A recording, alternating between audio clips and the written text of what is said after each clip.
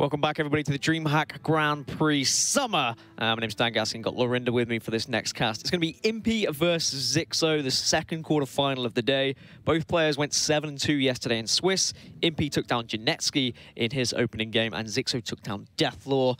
A nice, exciting matchup. Is Xixo going to be carrying on his fine form? Well, Xixo on the same team as Hoy. Didn't work out for Hoy, but Xixo has brought a very aggressive lineup, as he sometimes... I think that's his nature. He prefers to play aggressive if he can. And even though he's got through all these control matchups to get here, so he's in a good spot. But Impyyyy, you know sometimes there's a phrase in the UK, your name is on the cup? Impyyyy came here expecting to play the side event, just to hang out at DreamHack, have some fun with all the people here. Had his name on the waiting list. Got into the event because some people dropped out or didn't get here, and now he's finding himself in the top 8 playing at Xixo. That should help the nerves, right? He's here on a free roll, basically. Didn't even expect to be playing. Yeah, it'd be an absolutely phenomenal story for him if Impyyyy was able to take it. And of course, we are seeing more aggro as we develop further into the later stages of this competition. As you said, Xixo bringing in aggro, but also Impyyyy has that Pirate Warrior. Impyyy's Mage is going to be banned away. Xixo's Druid is going to be banned away. So that was actually the aggro Druid from Xixo, and I believe it was just the Discover Mage from Impyyyy. I'm not surprised because it was teched in with an Eater of Secrets, so Xixo instantly getting rid of that one, saying, "No way, Jose, I'm not going to be letting you nom down on my secrets today." That's the second Eater of Secrets we've seen in a row. So with Mage being a very banned class, I think it was the most banned class, if I remember correctly. Eater of Secrets is just a way to not have to keep banning that Mage all day, and opens up so many options for you. Yeah, the thing is with the mirror, when you've got that Mage, you've got the Eater of the Secrets, it can just outright flat-out win you a game. Yeah. It's a very scary position to be in when you're up against a Mage and you think you're comfortable, and then suddenly Eater of Secrets is dropped, and it just ruins a whole game for you. And now Xixo is going to be opening with his Mage against the Druid of Impyyyy. Of course, it is the Jade Druid. We do have the deck list. Can't see anything too crazy in addition to Impyyy's Jade Druid. There is a Burgly Bully, which actually is going to help out in this. Gluttonous Ooze also teched in, so that's going to help if there is a Medivh in Xixo's list. Right, and we saw earlier the Freeze Mage versus the Jade Druid, where the Freeze Mage has very little chance. This version of Mage has a bit more chance. It has the early game potential to do enough damage to keep the Druid in range. The same sort of concepts hold. The Druid's just trying to run the Mage out of things, trying to armor up, get out of range of Alexstrasza's Pyroblasts and Naughtiness. Naughtiness? That made you listen. Yeah. Work you up. But he does have that chance of an early curve to do a little bit extra damage, which means that all of the Druid's plans are not quite as solidified as they were previously. So Xixo with the perfect start that you would want for any Mage, of course, Mana Worm. Into Primordial Glyph, I mean, Glyph's not quite the Mana Worm into Frostbolt, right, but it can be. That's the good thing. It can just be Mana Worm into Glyph, into Frostbolt, and then suddenly it's a 3-3 on board. Yeah, open deck lists help a little bit with this as well. In when the deck lists are not open, you want to hold your glyphs as long as possible, just because you have no idea what you're doing sometimes. You don't know what you're going to face. When you know it's a Jade Druid, you can just realize you want burn, you want some extra cards, and Xixo does take this setup for his curve of a turn 3 Cabalist's Tome. Yeah, so much value from Cabalist's Tome. It's just going to restock his hand, maybe provide a little bit more burn, which is exactly what you need, of course, against the Jade Druid. Now, we have seen this matchup be won a couple of times already this tournament. Usually, the Jade Druid should just stomp it because of the armor game, because he can just get out of range. But a couple of times, we've seen Medivh drop onto the board, not oozed up, get a little bit of momentum going, and then the burns just chopped away. And combine that with an Alexstrasza as well, we have seen the Mage be able to take down Druid. Yeah, the Druid doesn't have as much time as it does with the Freeze matchup, where it can just leisurely just build up a board and stuff. And we saw Hoy in the first match earlier today. He did have a little bit of trouble setting up even against the Freeze, although it was never that much in doubt. But yeah, if Xixo can use those to his advantage, he can actually put enough pressure on to make the Druid have to panic, play things a bit earlier than it would like. Well, that was a really interesting matchup, actually, the Freeze game with Hoy, because it could have gone to a little bit of fatigue, the fact he had to use one of those Jade Idols just to actually summon it rather than tossing it back into the deck. It may have been an early concede, actually. But yeah, because the Jade Idol, he hadn't realised had been used. Either way, at least he still won the series and went on to beat Hoy. But now Impyyyy wants to continue his form from yesterday, actually. I mean, the fact he was able to take down Janetsky in fine fashion 3-1 yesterday, he'll be feeling in pretty good spirits about today. Yeah, he definitely will. And he's always in good spirits anyway. He's one of these guys that you see around various streams saying how good he is and how he's going to beat everybody, and everyone goes, yeah, whatever, who are you? This is who he is. He's in the top 8 at DreamHack Summer. It's pretty warm here. The action's hotting up. It is, definitely. Sizzling, some might say. And Xixo opting not to take the Pyroblast there, Lorinda, actually saying, I want to take an Arcane Intellect, I want to draw more into my deck, potentially looking for that Medivh, saying, this is my win condition, I need to get it out, hoping it's going to be before the Ooze is drawn by Impyyyy. Yeah, Xixo's hand now, and we've seen with the Medivh, it doesn't need to make massive threats, it just needs to make a board that Druid struggles to deal with. Druid has those 2 swipes, and I think we all know by now Druid doesn't have ways of dealing with big boards other than just by playing its own massive board. Xixo won't be too disappointed if he was to go 1-0 down in a series. I mean, if you remember yesterday, going 2-0 down versus Deathlord versus Sweeping, coming back, winning 3-2. He was in fine form. And I've been really impressed with Xixo this tournament, to be honest, because... Have you? Well, you always get these tournaments where you bring in the big players, the big names, and you expect them to do well, and sometimes they fall short. However, Xixo has brought a lineup that he's comfortable with. There is a little bit of aggression in there. It's a very brave decision during a control-heavy meta, and he's performed phenomenally. Yep, Xixo, in my opinion, one of the best preparation players in the entire game. He often just takes decks and puts 1 or 2 of his own nudges into them rather than actually building an entirely new new deck. Sometimes you have to build a new neck just to plop your head on if you have had a bad day. Wow. Yeah, you know. Just keep your head on straight. Exactly. Right. Yeah, good preparation from Xixo, and he has a rogue as well, so quite fitting, I must say. I'm so confused. Oh, I see. There we go. Oh, Got okay. it in the end. Yeah, so I expect more sophisticated jokes from most co-casters. So Impyyyy has all of his armor game. He's got both Earthen Scales. He's got both of his Feral Rages. Is that a big worry for Xixo? I mean, of course, he doesn't know that. But should we be worried for Xixo? To be honest, Impyyyy might have it too early. Ooh. You want to draw those later in the game so you can actually use them. They're just cluttering up his hand, doing nothing for now. And that means that Xixo's going to be able to get control of the board, most likely. And if he gets to do that, that armor gain will be worthless because Xixo will be hitting Impyyyy in the face for quite a lot of damage each turn. This is an interesting turn for Xixo. I wonder if we'll see the Doomsayer come down because he's got nothing to do, whereas next turn he does have that portal and he does have... He'll have another card. He'll probably pick up a minion. There's a lot of minions left in this deck. And that's what he does. Impyyyy, miss a go unless you have Nourish. Yeah, this is the thing. It makes it a bit awkward for Impyyyy because this would probably be his Auctioneer turn. Auctioneer into coin, into innovate, into more various spells to draw through that deck.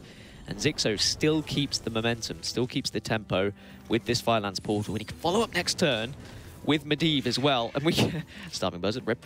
We can see that there's no removal of that weapon as of yet in Impyyy's hand. That's the important thing. Yeah, Starving Buzzard. Xixo will be very disappointed with this, but still getting something on the board, and it's the next couple of turns that are going to be important. Just going to check to make sure that Impyyyy does have an Ooze. I'm assuming he does, and he does indeed have a Gluttonous Ooze. So he'll be wanting that to deal with Atiesh. And Xixo will be assuming that it's there because Impyyy's had very little to do in these opening turns, and it's one of the cards that he'll be considering. Definitely will. Yeah, and as I said, the only other really crazy inclusion is the Burgly Bully, which can help in this matchup as well. There are a lot of spells, but he may not even get a chance to play it the way this match is going at the moment. Yeah, Burgly Bully, one of the reasons for playing that is just turn 5 for Druid can often be a bit of a mess, which is weird because it used to have too much to do on turn 5. But these days, Druid does tend to struggle a little bit. So one Burgly Bully, just rounding the curve out, making it less likely to waste mana. So Xixo now just hoping there's no Ooze, and actually he will be rewarded. It does mean he had to leave a Fandral on the board, which is always a scary factor. And Jade Idol coming off the top just in time as well to synergize perfectly. It does mean, though, Xixo has options in the following turn, and he is going to be able to start building that board unless we see Ooze drawn from all this Auctioneer shenanigans. I knew the word shenanigans was marching into this conversation at that point. But so much going on here. Being careful not to shuffle in the Jade Idols too early with the Fandral. People will be thinking, why is he not doing that? Well, they're your late game. He may do it now, but he's going to do it last because you actually want to draw into some minions that actually start putting some pressure on. Well, he wanted to draw his Ooze. That was what he was looking for, right? Yep. So if he had shuffled the Jade Idols, then there was more chance of drawing a Jade Idol rather than the Ooze. Now he knows that he can't actually play the ooze if he draws it, unless he was to draw it into an innovate and then into an ooze. But there's the aforementioned burglary bully, and now he's going to have a deck full of Jade Isles, so he's going to be able to put pressure on, but it will be fairly slow pressure, except he does have that Nourish in hand, so he will be able to play 3 in a turn if he draws them all. There's the ooze. Better late than never. I was just thinking that, but is it? So after Xixo's just seen all of these cards drawn by Impyyyy, is it, actually I need to pull the trigger here and use as many spells as possible so that I don't lose any value whatsoever? Is there a way he can use 3 spells, just looking at it? A Fireball and a Frostbolt, as well as a Volcanic Potion. If you really wanted to go down that route, you'd use the Volcanic Potion. I think you start with the Flame Strike, though, just because as the Jades get out of range, this Flame Strike will be less useful as the game goes on. If you do Flame Strike, you're probably just going to Frostbolt down the Auctioneer. Yeah. You could ping and use it one of your charges, but you're going to play around the ooze now, like you say. You've just seen all those cards picked up. Although you know it wasn't picked up in the first few cards. Like, that's definitely a thing. This Frostbolt's going to really murder the Auctioneer now. And that's a Prophet Villain. 6 damage to the poor Auctioneer. And a Kindly Grandmother, not the worst 2-drop in the world either. Prophet Velen needs to be removed immediately. This is my worry. Prophet Velen's actually a really good drop for Xixo, and by the looks of it, there's no way for Impyyyy to remove it off the board either. So this could be curtains, to be honest. At least he can get rid of the final charge of the Atiesh. Yeah, I'm not sure it's curtains, but it's certainly going to make a big difference. It's going to mean all that armor gain from Impyyyy in that Auctioneer turn is just going to get nullified. Xixo has to not fall into the trap of giving up his board, though. Just because he's getting double duty on these spells, he has to balance the normal things you would do if that hadn't happened with, oh, hang on, a little bit of bonus. So how can he trade effectively to try and keep the Prophet Velen alive for the next turn, I suppose? You could combine a Polymorph with a big old Volcanic Potion and then just go face with a Fireball as well. No, that's not enough mana. Volcanic Potion Strike. Yeah. Maybe you save it. It depends if you are valuing more burn damage now or keeping the Prophet Velen alive for the possible next turn. You can definitely send 7 to face with that route. Feel like everything starts with a Polymorph on Aya here. Allowing the extra Jade for nothing just seems too huge. But the rest of the turn is going to be how Xixo sees this. And then you've got Counterspell as well. Yeah. He's just developing more of a board.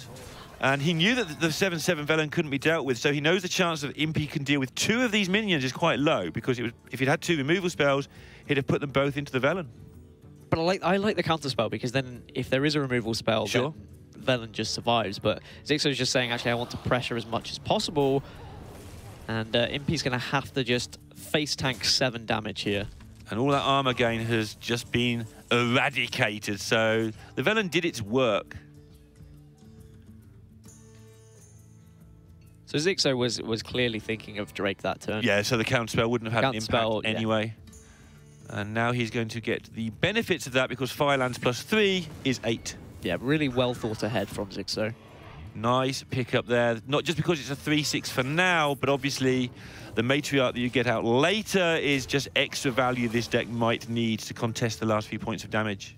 Yeah, value. The value game is what Xixo's trying to play here. The Prophet Velen certainly helped with board clear. Dealing with IO is massive. It's weird, right? Because he's playing a value game, but he's doing it in a hurry. Because the long game definitely belongs to the Druid, as we all know. Druids do typically play quite a long game. I wonder what their short game's like. I'll have to play golf with them sometime. Yep. Just going to put things into your deck and see how it turns out. Exactly.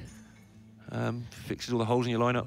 I certainly like the way that Xixo's been playing, because he could have just kind of pulled the trigger earlier and said, actually, I've got a Fireball that does 12 damage. I'm going to send this to face right away and just hope that I've got enough burn. But instead, he's tried to contest the board, tried to keep the tempo. Unfortunately, now he's in a position where he's still constantly trading and really needs to find a little bit more of that burn from his deck to start pushing it towards the face. So you've got Volcanic Potion plus trading with your minions here. Yeah, And this is where the game just starts to turn against you if you're Xixo, so you've got to start forcing as much as you can, because now the Jades just start getting out of range of all the things you can do, and it's the point where you have to, when you get to 8-8, everything just starts going face from Xixo, and you need to have Impyyyy low enough that by going to face you can actually win, and that's, I mean, a minute ago, Impyyyy was on like 40 or something. Now he's all the way down at 17, and behind on board. Yes, both Earthen Scales have been used. He does still have one Feral Rage. There is still an Alex in the deck for Xixo, but of course that's going to be irrelevant because he's already on 17 HP now, Impyyyy. But it is an 8-8 body, I guess. Yeah, he does still have the Pyroblast in deck as well, but he's used up a lot of his stuff, has Xixo. He's used up Medivh, used up his Flame Strike, so nothing going to be doing any damage. Might be reliant on everybody's favourite glyphs to pick up that last bit of damage he needs. Hasn't he used both? I think he already used both. He glyphed turn 2, and then he glyphed later into another glyph, and then found some sort of removal. Yeah, so actually he's used both glyphs already. So Xixo, we're going to really need that Pyroblast sooner rather than later, combined with what second Firelands Portal. I think he's used both of those as well. Yeah, he got a buzzard from the first one. And Xixo knows that, and that's why the bottom right buddy comes through.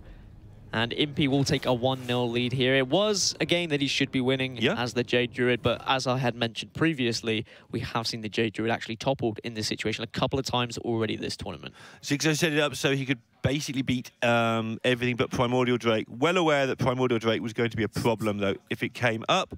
And now he's got to find a way to get through his Jade Druid. And his choices are Quest Rogue or Tempo Shaman. Tempo Shaman? Tempo Shaman is an interesting thing to talk about, isn't it? Evolve Shaman? Actually queuing the Rogue here. Okay. Well, I mean, Jade Druid is the control killer, and Quest Rogue is also the control killer. Yep. So who can kill the control quicker?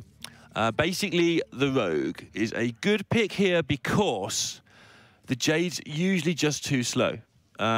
Obviously, the Rogue has this weird mid-game tendency. It gets to turn 6, it just kills you.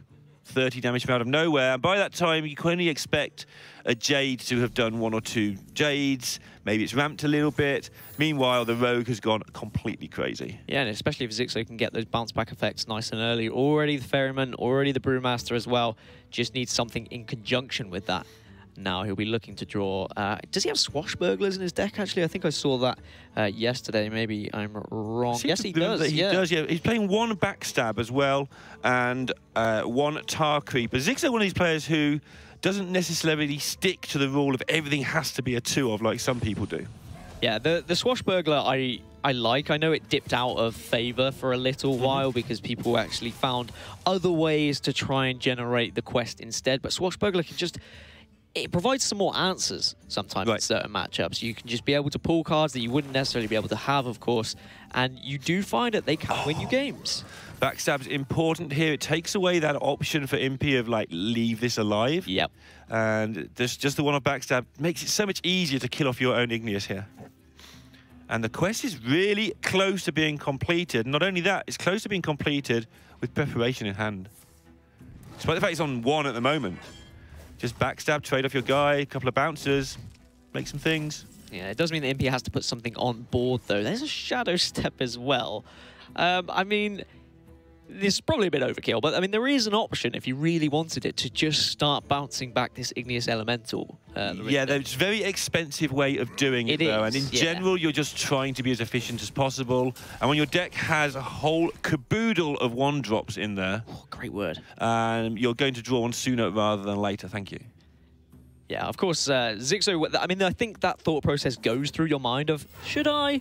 But of course, it is a bad decision. Yeah, you just have to double-check how much mana it's going to cost, because one day it'll be the correct thing to do, but that day is the day where you don't draw the Swashbuckler. Bam. Just make sure you don't overdraw here. I guess the only problem about playing a Swashbuckler is it does mean you draw patches out of the deck. And as a 1-1, not a 5-5, we say it time and time and again, but it depends what you can get from the Swashbuckler. He might get something very impactful. Of course, he could just trade in and start using the elementals if he wants to try and complete this quest. But he needs to complete it sooner rather than later to really generate a board presence that Impyyyy cannot deal with. Earthen Spores could be very interesting when Xixo has a full board of 5-5s. Yeah, just give them all something else. I mean, could you Could you even do it this turn if you wanted? Just get plants. Get a whole load of 5/5 plants. Poison? 5/5 plants are great. 5/5 plants. Yeah. Just doubles your board when your things die. That's actually filthy. We shouldn't be laughing about it. I think it's funny. It's cruel. Is it cool? Yeah. No, that's another card. Wow. All right, Xixo just aiming to complete the quest rapidly now. He's got the go-ahead to do so, and feeling that this isn't going to be dealt with anyway. Making sure he's got stuff on board if the quest is complete. Always nice to have things lying around. That's why the original versions of this deck used like Morose and Violet Teacher. Before people realised, hang on, those are way too slow. Morose. It hurt me when Morose was actually in a top-tier deck. Why? Because I really disliked the card.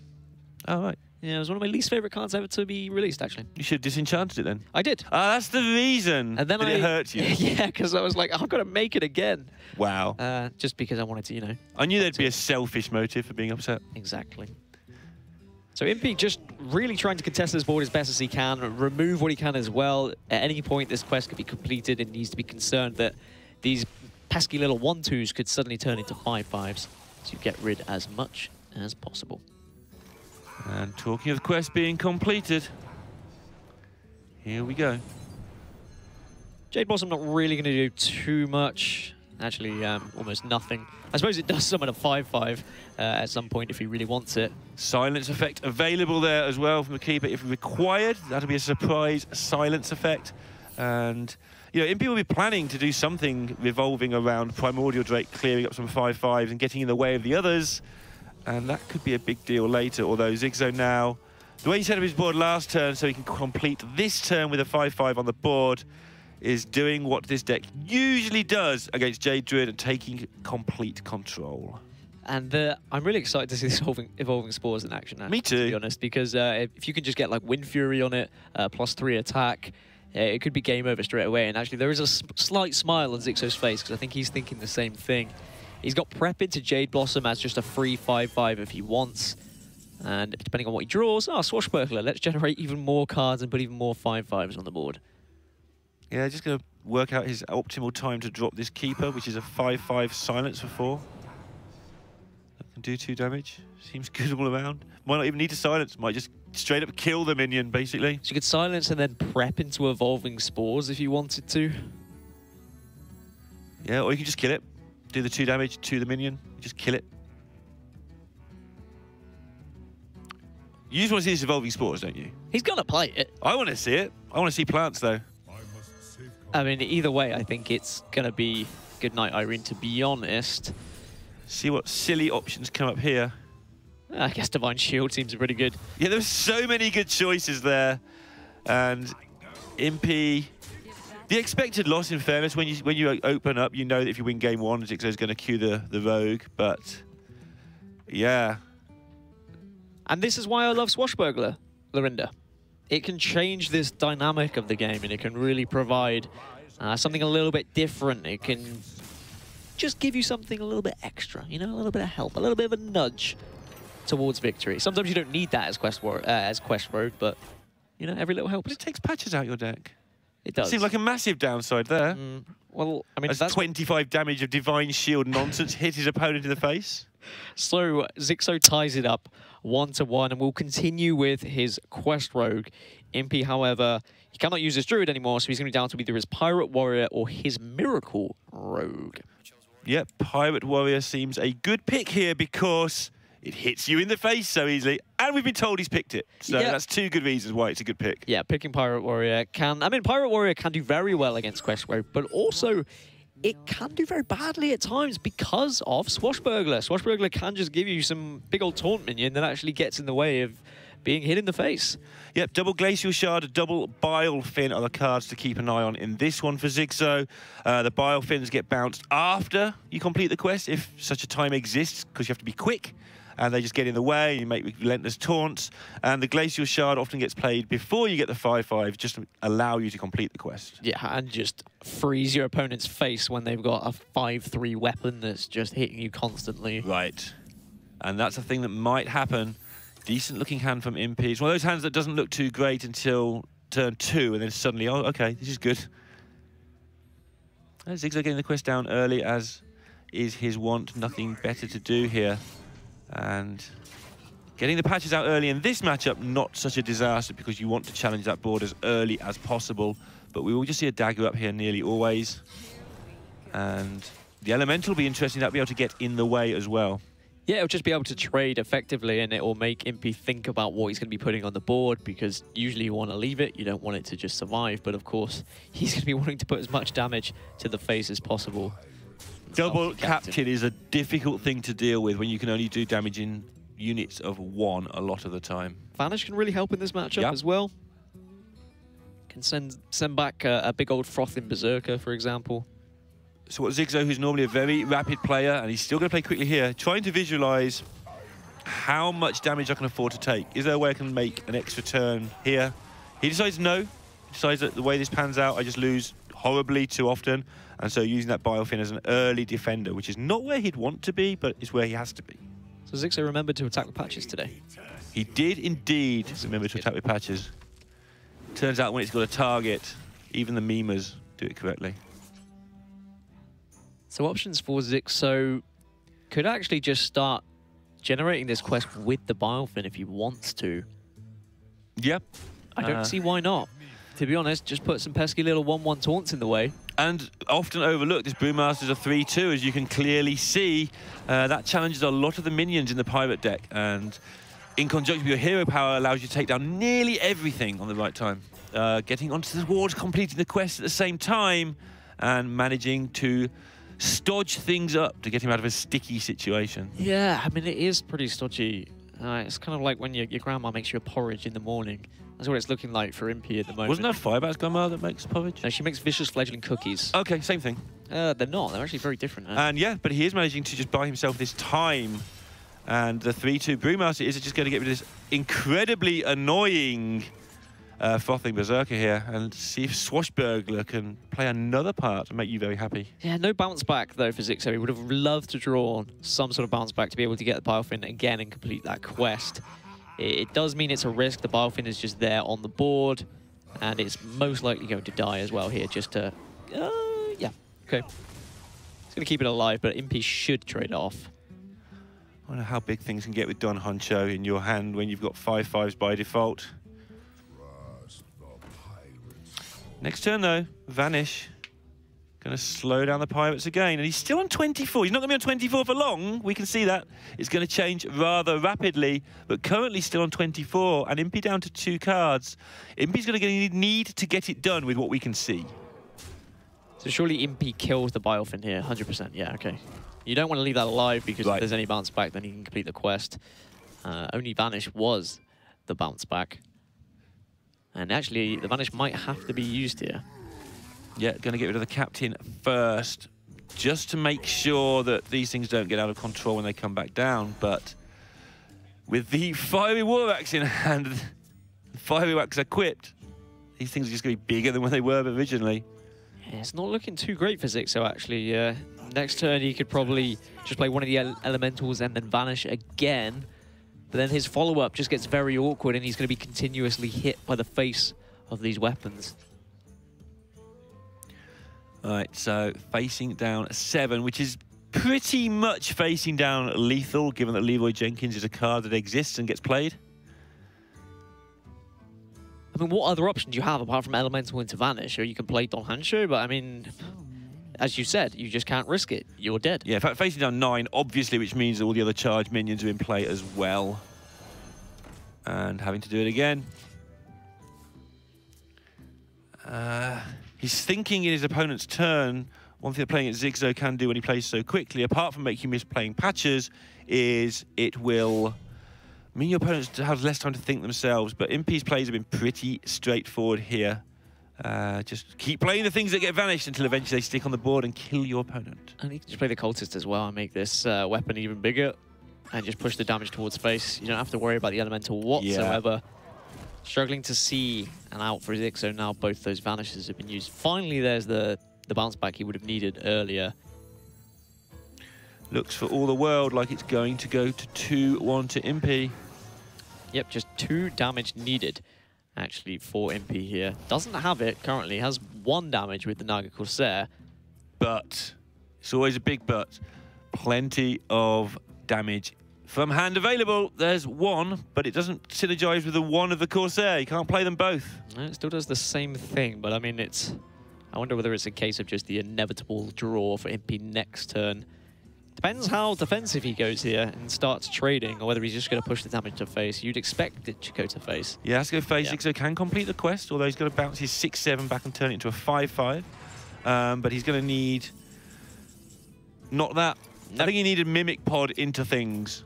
Mimic Pod into Bilefin, maybe, I think. I'm not even going to work it out. It's over, and it's 2-1 to Impyyyy. Impyyyy, who wasn't even supposed to be in the tournament, but brought his gear anyway, as they say in wrestling, which is where you just turn up, hope for the best. I used to carry my shirt around with me everywhere when people were casting in case someone fell downstairs. And then, you know, never happened for me, but you just turn up and make yourself available. Because they accidentally fell downstairs. Huh? Yeah, just in case. I see brutally cut off their head while shaving. I see your game, Lorinda. And now we have Xixo into his final deck then. It is going to be the Evolve Shaman.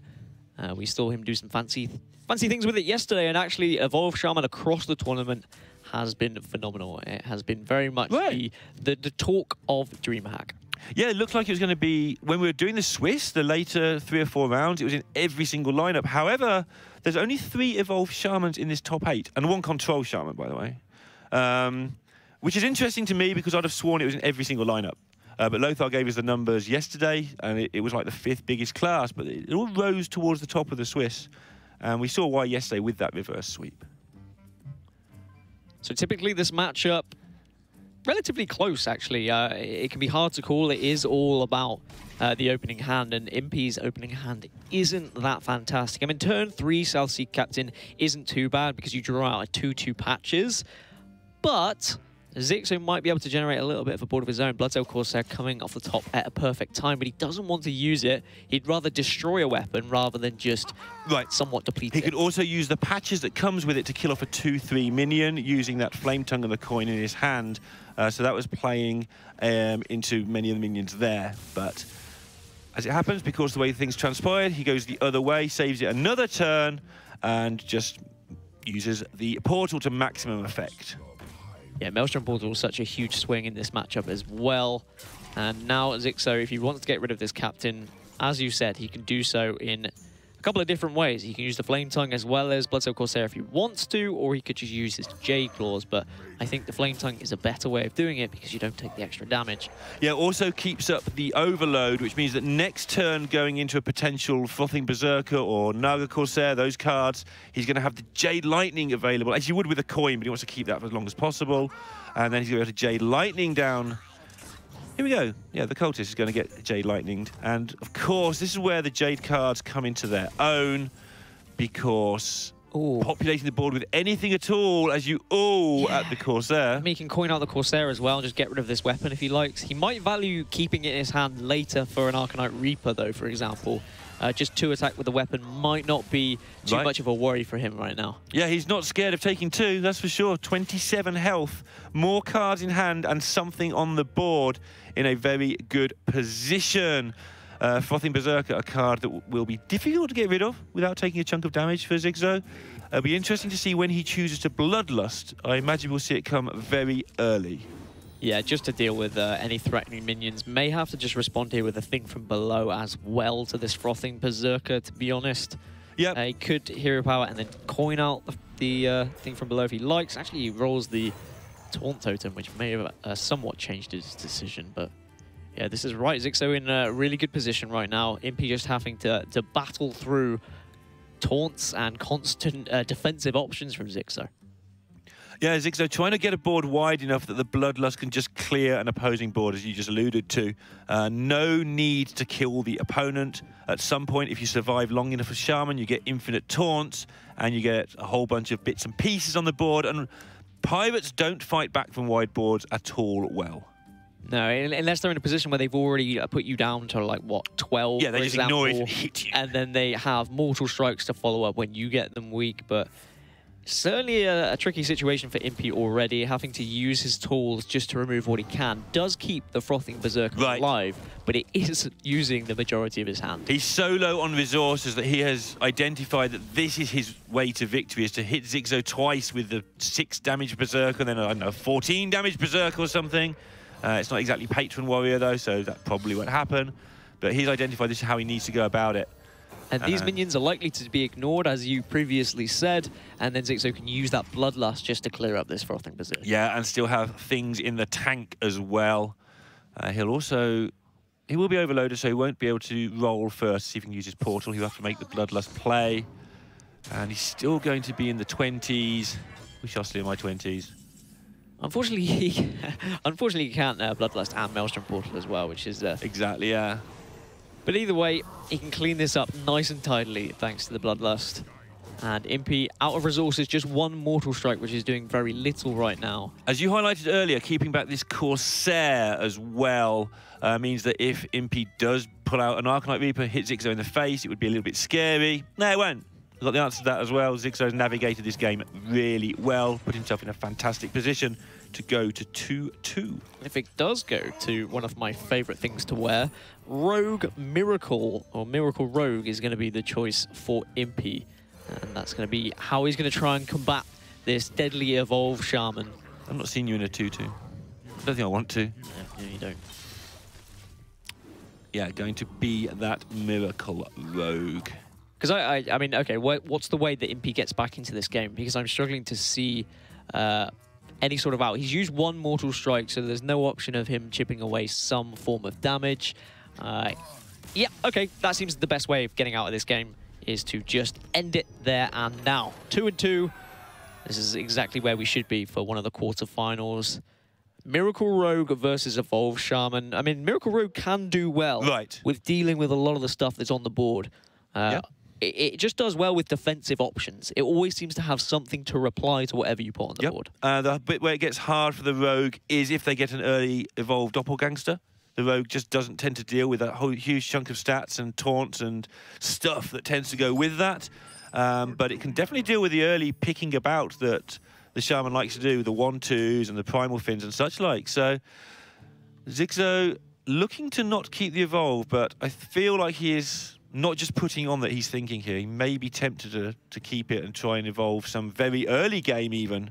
But if you evolve the early game, then you don't get the Doppelgangster to evolve, and I think that's what you really need. Sometimes it's tempting with the possibility of a Fan of Knives Impyyyy actually deciding not to. I mean, Fan of Knives looks like a natural, oh yes, I really like that because it's a board clear, but a lot of these minions are actually 2 health, sometimes 3 health.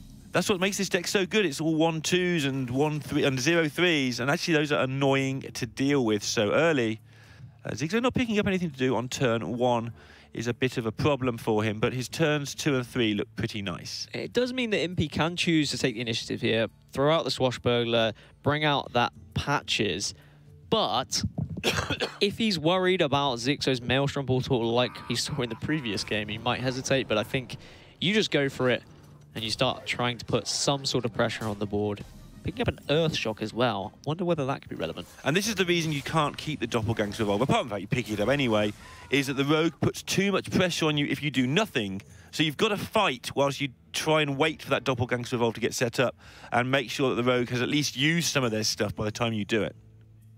And of course, this matchup, I mean, it's really good for the Evolved Shaman because of Devolve as well.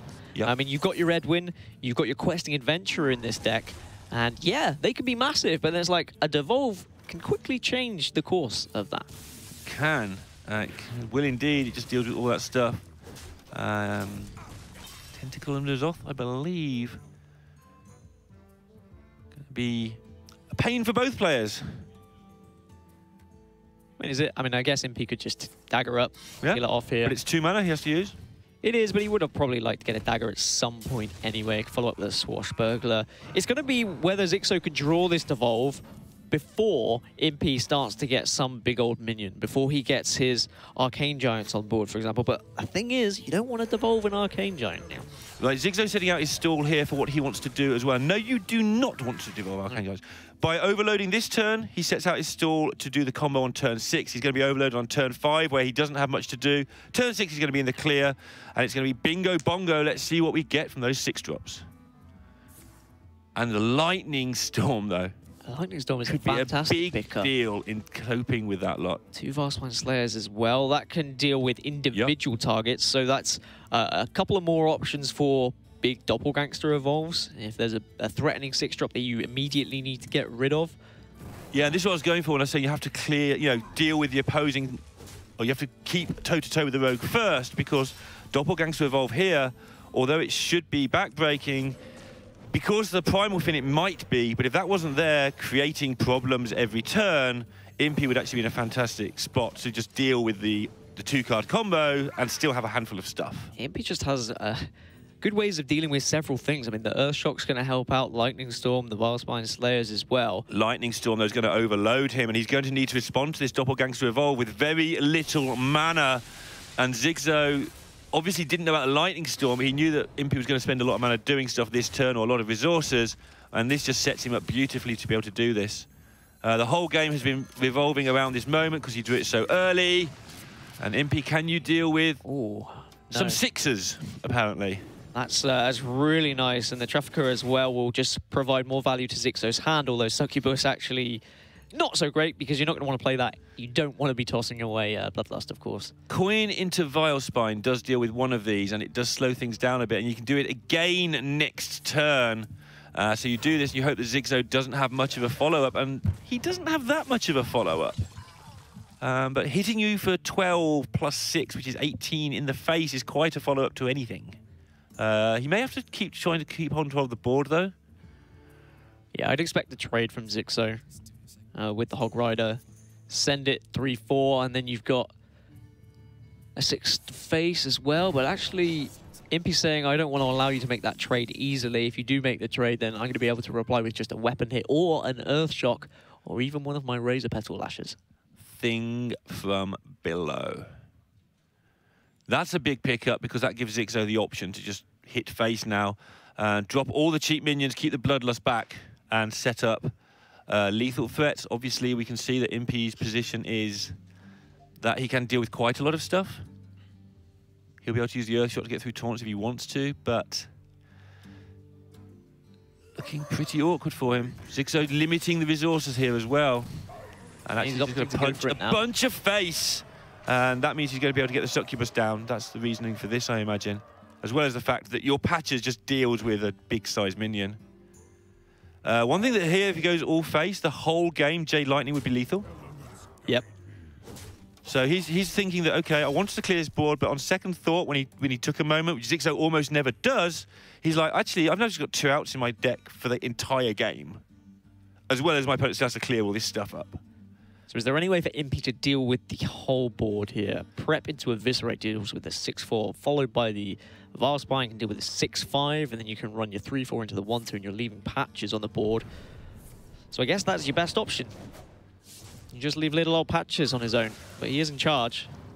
He is. It does mean another Bloodlust would be lethal. Bloodlust would be lethal. Flame Tongue would be 1 off. Jade Lightning would be lethal. And Xixo's going to have another turn where he just gets to put everything on the board, whatever he picks up here as well. He can deal with patches with Earthshock if he wants to. He can. Just hero power. Does he think there's a second Bloodlust? So the alternative is just playing the Lasher? Yeah, okay. He doesn't want to take the extra damage. Yeah, doesn't want to take that extra one and leave himself open. All right, Stonehill Defender gives Xixo Alakia possibilities. But with that... Dirty Rat. Do you take Dirty Rat? You've seen that Vilespine Slayer came from Mimic Pod. Yeah. Do you take that risk and know that a 3-4 on the board is actually a lot better, or... I guess risks isn't really what Xixo needs to take at this point. He's in the driving seat. He can change, but every turn again, it's just drawing towards those outs. And rogue things. Yeah. Preparation is bad right now, but Auctioneer could change it around. Yeah, Auctioneer could certainly refill this hand from Impyyyy, and This board's starting to get a little bit more scary, but we know that Xixo has the option of Jade Lightning at any point coming from his deck as well. Yeah, and he shouldn't be dying any time in the next 2 or 3 turns. This deck is very good at just pumping out threats, or at least things to do, and everything on the board is a threat right now. Impyy's used both Swashbucklers, so there's no chance of kind of discovering anything that can help him heal up. So you can get the Auctioneer. He does have hallucinations, though. Hallucinations could help potentially find something. Oh. That's a whifferino. That's not a good time in your Hearthstone career to go preparation into coin. Because Impyyyy can deal with this board, of course, but it's just making his board worse at the same time. Has to sacrifice one of these Vastbind Slayers. You're just giving more time to Xixo. Yeah. You need to start pressuring Xixo's life total at this point. Interesting to see how it would have gone. The divergent path had Xixo decided to leave Impyyyy on 10 but get a bit more control of the board. And just going to play out these doppelgangsters. Everything, it just makes your Flame Tongues a threat as well. We saw this with Orange yesterday, just trying to make as many cards in your deck as possible into outs. Yeah, try and generate as much of a board as possible that make it harder for Impyyyy to deal with, give you more time to draw towards that Jade Lightning, and give you the potential of having more than one totem left on the board as well, so that Bloodlust is also an out. Yeah. Did you catch how many cards there were there? I didn't quite see it. Click, but we didn't get to see it. But it's not many. Flame Tongues are out. We've seen both Jade Claws. So they're not out. Both Jade Lightnings are out. Bloodlust is an out in some circumstances. Quite a lot going on there. And even Aya feels like an out because you just play Aya and they've got to deal with 3 minions.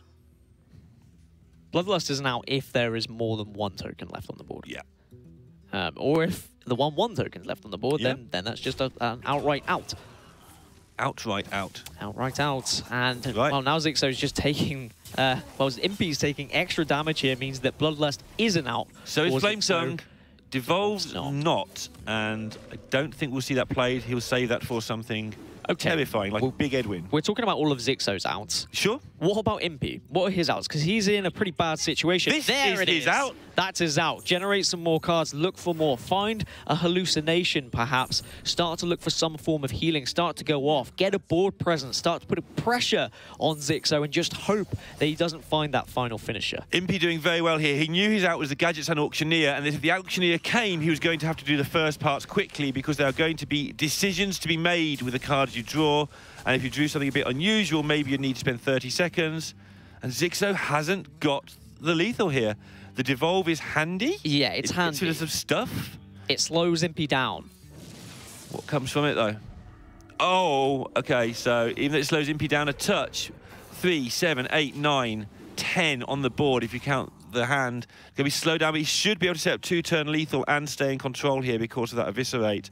And Xixo may only have one draw to get that Jade Lightning that he set up 6 or 7 turns ago. Maybe Pod as well. He's just going to try and find more for Impyyyy. This is where the heart starts pumping. He's got Eviscerate into Edwin as well to set up for that 2-turn lethal, as you said, if that's the route he wants to go down. I think double Edwin here. I haven't counted it that quickly, but Impyyyy will be counting it. Just going to allow him to trade off the board and have next turn lethal because of all the attack on the board. Impyyyy will now work out how he goes about this. Is it next turn lethal if he clears the board? So he needs to clear the board to try and eliminate the fact of Bloodlust. That's his first thought. He's already worried about Jade Lightning, knows he's dead to Jade Lightning. We think we've seen both Jade Claws, so he shouldn't be worrying about that. And he's going to take... yeah, he's going to set this up. Push as much damage to face as possible. Yeah, and it's plenty. He's got 19 on board, so Xixo needs to pick up the Jade Lightning! Jade Lightning off the top, finally. Xixo's heart must have been pumping so much blood through his body. He does just sigh a breath of relief. Impyyyy almost got back into that one, but Xixo will be the man progressing to the semi-finals. What an ending. What an ending indeed. Impyyy's dream is over, but he came here as a player that wasn't even expecting to play. What a game. I mean, literally to the end, like almost a single card out of the deck was an out for Xixo. Right. The only 2 Jade Lightnings. He played already 2 Jade Claws. That was on this one. That was the last turn, so he could have just picked it up and finished up the game to ruin the dreams of Yep. Impyyyy doing it in the semifinals, right? So close. Actually, cool storylines from both players, Yeah. right? Xixo trying to re-establish himself as one of the best players in the world because occasionally he goes missing and then people say, where's Xixo? Oh, he's here. Here I am. And then Impyyyy, as you were saying yesterday, just came from nowhere, came here to play the side event because he couldn't get in the main draw, got his name on the waiting list, and because he was at the building and on the waiting list when people didn't show, he should have picked up a nice payday. Yeah, he'll be more than happy with the top 8 finish. Impyyyy. He'll be a little bit sad, a little bit gutted by the way he went out, but at the end of the day, those things happen, and he played it very well. Yeah, I have to say, very well played by Impyyyy. Actually, he was in control this game. He was trying to nail it. Of course, there were some RNG effects that help him do that because of the fact that, an example, Lightning Storm from the Swashbuckler was crucial moment to just get back into the game. And the same goes for the F-Shock. Also helped a little bit, but those are the cards that he put in his deck to just, to get for that reason, right? You don't just put it in there expecting to be a 1-1 draw nothing. It's going to draw you something, and it's allowed to be good. Exactly. And as a newer player to this scene, I have to say I was impressed, especially with the turn when he just went into the full defensive mode, and yet he was thinking how to set up a win in the upcoming turn.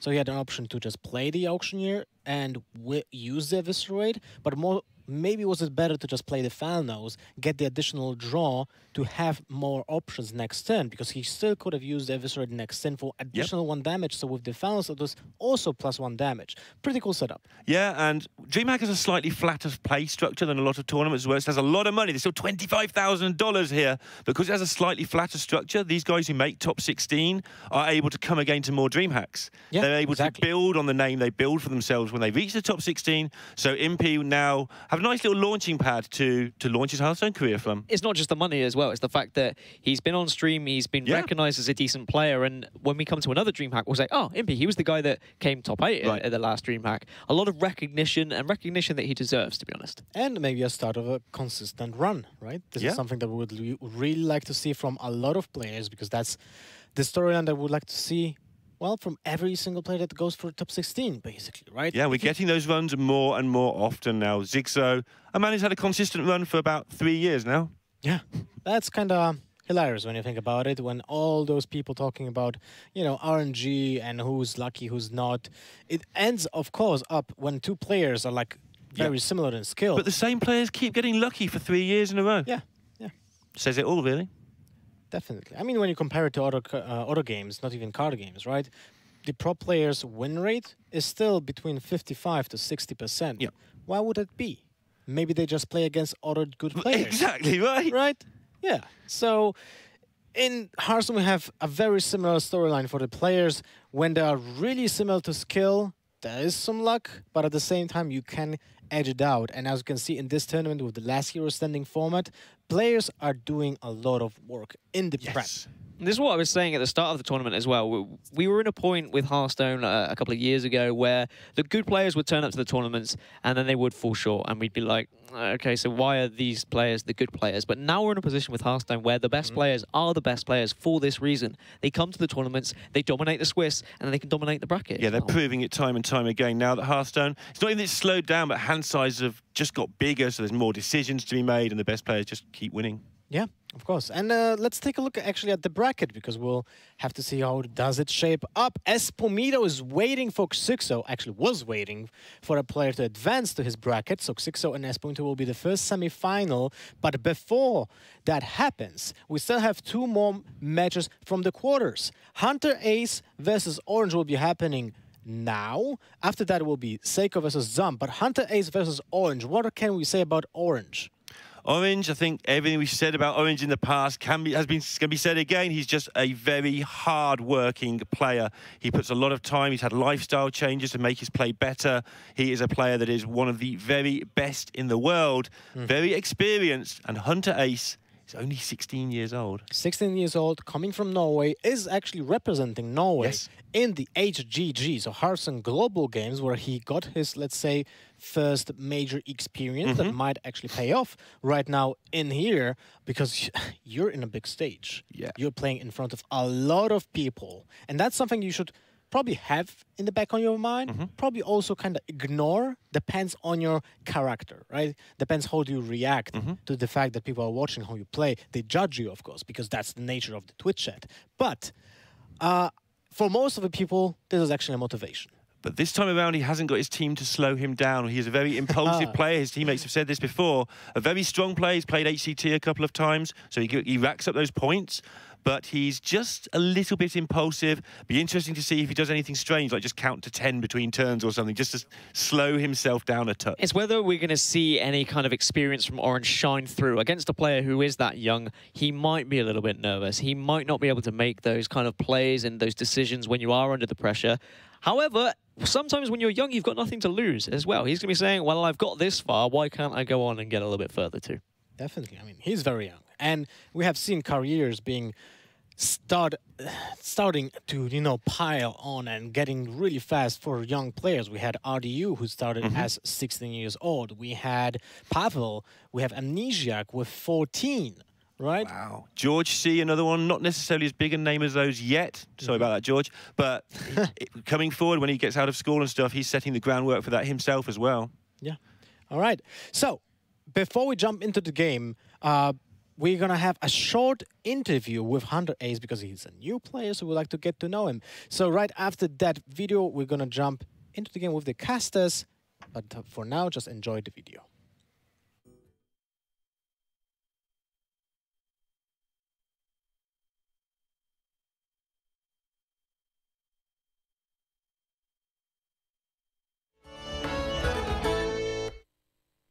My name is Casper, also known